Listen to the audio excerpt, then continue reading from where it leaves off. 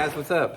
Welcome back here to today's episode of The Fishing Teacher, and much appreciated you guys coming by the channel and check today's video out. And guys, at the time of filming this video, we are towards the end of August and we are in the middle of the prime frog fishing season. Right now is frog season. Going to give you guys some good tips and advice, just some general foundational tips on frog fishing, sort of from beginner, intermediate, and advanced level. And if you haven't caught many fish on a frog, or if you do like to fish frogs, I think these tips are going to help you guys out. So we'll get into that in today's video. Also, guys, quick reminder, anybody interested in booking an on-the-water lesson with me, man, all you got to do is go to my homepage or my Facebook page, Randy Blaukat Professional Angler. Just shoot me a private message and I'll get you all the details with that. And also, guys, I got all my links in the description. If you guys would like to get one of my lake map breakdowns or some sunglasses or jigs or whatever like that, if you just go to the description, you can see all the links in there that are good ways to support the channel, and really appreciate that. Okay, one of the reasons that late August and September are really good frog months is this is a really big transitional month in fishing. And there's a lot of fish that they use a diversity of different water depths, and there's a larger percentage of the fish when you start to get into September that start to move into shallow water. Now, in addition to that, lakes that have some type of aquatic vegetation, especially like floating vegetation like duckweed or hydrilla or milfoil or pads, this time of year is usually when they are maxed out and on the surface thicker than any time of the year, which is ideal frog cover. You don't have to have vegetation for it to be good frog fishing, but frog fishing does excel in aquatic vegetation. So this is the time of year when the aquatic vegetation is ideal for that. If you guys have been watching any of the Bassmaster Elite Series tournament up on the Mississippi River right now, you can see what I'm talking about as far as like all the floating vegetation, duckweed, and all that type of stuff is really at its max, and they're doing some frog fishing up there right now. I just want to give you guys some general tips and advice on fishing frogs if you haven't done it before. That's really going to help you out. So first of all, let's talk about where you want to fish a frog, and then I'm going to show you some of my favorite frogs and give you some tips on rigging and fishing them. There's two scenarios where frogs work good this time of year. Obviously, number one is vegetation.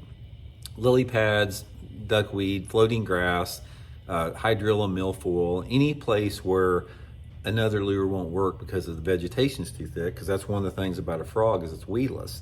So the floating vegetation is the obvious one. It's the time tested, everybody's been around it. One tip that I will give you guys for frog fishing and floating vegetation is every type of floating vegetation is different in terms of its density and how the fish use it. Say for example, if you're fishing this floating duckweed type stuff, that is thin and it can be completely covered up with no holes whatsoever, and it's thin enough where the bass will come up through that stuff and bust it with no openings. As your cover becomes thicker, like say for example you got a lily pad field, or you have some floating, or you have matted hydrilla or milfoil that's on the surface there that's thick underneath it, that is when the holes become more of an option or more of a factor. You have to concentrate on holes. And the key on holes is getting the right hole. You don't want a hole that's too big. You don't want one that's too small. Let's say you look out over a grass field out there and you see some holes this big around, you see some that big around. The best hole for a frog on some type of matted vegetation is just about the same size as a dinner plate, maybe a little bit smaller than a dinner plate, maybe something about like that. That is a perfect type of an ambush point for the fish. So try to concentrate on those holes that are like 6 to 12 inches across is going to be a perfect hole to cast into.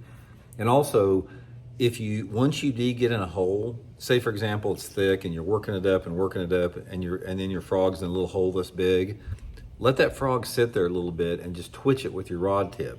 Just twitch it in one place, get it just going like that a little bit, and sometimes that'll draw that fish in to catch it with that. Now, if you have a lake that does not have vegetation in it, which is the majority of the lakes in the country do not have vegetation, it's all about shallow shade. That is the whole key to catching them on frogs. You're not going to catch hardly any bass on frogs unless you're throwing a frog this time of year around some type of shade if you don't have vegetation. So therefore, wherever shade is at, you have a chance of catching fish, especially if that shade is isolated. So I'm not talking about getting on a big shady bank that's 8 o'clock in the morning and there's shade everywhere. I'm talking about up in the day, like 11 o'clock, 12 o'clock during the day, when there's little shade pockets, maybe this big around, like underneath a tree or off the side of a boat dock, or say, for example, the sun is just at a right angle, and there's maybe a little, little small area of shade. Those isolated shade pockets are where you want to look for frog fishing. That is absolutely the best type of cover. I'm not saying that you can't catch one if it's not shady, but by far, I just run and look for shade. I'll go back into a cove, like a flat cove. I'll put that trolling motor on pretty high speed, and I'll just look for those little shade areas, and I'll cast that frog in that shade areas and try to keep that frog in that shade as long as I can. Okay, now frogs itself, guys, my favorite is this Megabass Big Gabot. I'll put this in my Tackle Warehouse link in the description. The Megabass Big Gabot, I think, is the best frog on the market. Also, there's a couple different other styles of frogs if you want to try something else. Some of the frogs are like popping styles here. The difference between like a big gabot and a popping frog is the big gabot works side to side, sort of like a Zaraspook. And a popping frog, it'll work side to side a little bit, but it's mainly designed to work like a chugger, like a popper, like straightforward. So I like the walking frog, like the big gabot, if I'm fishing, areas that I'm trying to cover a little bit more water in. And the popping frog is where you want it in a small, tight area, like you want to bloop, let it set for a while, bloop it like that, where you're not covering much water. So there's a time and place for both. Also, I have found that sometimes they like one over the other. I mean, you just have to experiment to see, but I'll put my frog link and the Big Gabot link in the description of the video. Colors are pretty basic with it. There's really 3 primary colors that I like to use on a frog. One is some type of a dark frog, like, some type of a black frog, something dark, black or brown. And the other are more bright frogs, like a white one or some type of a chartreuse and like that. So these are pretty much my 4 color combinations that I use. And how I decide on frog color depends on the water clarity and the sunlight conditions. If the water has a little bit of stain to it, like it's just a little bit dirty, or maybe it's a little bit brighter out, like if a little bit cloudier out, like it's a rainy, cloudy day, and you've got a little bit more off-colored water, I catch more on the whites and the chartreuses in those situations. But if you have a little bit cleaner water, say that water visibility is over, 1.5 or 2 foot in clarity, over 2 foot clarity, and you have a little bit brighter conditions, but you still have shade, you'll find out that the black works a little bit better in the cleaner water, which is completely opposite from like fishing a plastic worm. You usually want plastic worm, you want a dark or black color in dirty water, but for a frog, a dark, like a brown or black, will work better in a little bit cleaner water. Most of the time, I'm throwing my frog, guys, on 30-pound test Seaguar smackdown braid. A lot of people use heavy, like 65-pound test braid for frog fishing. I'll give you one tip on that. I'll link that Seaguar smackdown braid link in the description of the video here too. But I have never, not one single time in 20 years of fishing a frog, ever broke 30-pound test braid frog fishing, ever. It's overkill, in my opinion, to use 50 to 65-pound test braid. And another thing about that is it'll kill the action in your bait. If you put these frogs on 30-pound test braid, you'll get a lot easier and more lively action with a frog than if you put it on 50 or 65. 30-pound test is the way to go, and some type of like a 7-foot, 7'2" medium heavy bait cast rod. I use that Megabass Perfect Pitch is the one that I use, my favorite one. And then I just work it, depending upon what the cover is. Probably my most common way to work a frog is, I just throw it out there, keep my rod tip low to the water, and I'm just twitching it just like a Zaraspook, just like boom, boom, boom, boom.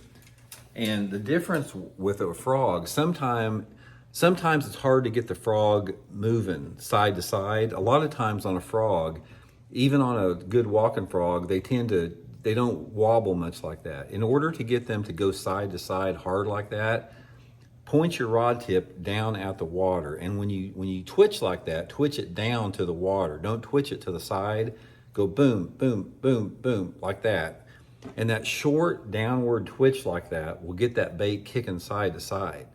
Now, if I'm on some type of a really thick matted bite, like with a popping frog or something, then I just usually throw it out there and just shake it in like this, because if the vegetation's thick, it doesn't do any good to get it side to side. I'm just wanting to chug it through like that.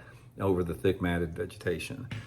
And most of the time, I do like some type of a slow medium retrieve on a frog. You know, it just depends on how thick the cover is with it. So that's just a few options, guys, there. Just a few foundational tips that'll help you guys with frog fishing. Super fun way to catch them, man. It catches quality fish. Exciting way to fish. It's good and fun topwater fishing. And if you've never done it, guys, just start it right now, because the frog fishing will be good from about now into the late part of September, mid to late September, and then it starts tailing off after that. So anyway, hope it helps you guys catch some. We'll talk later.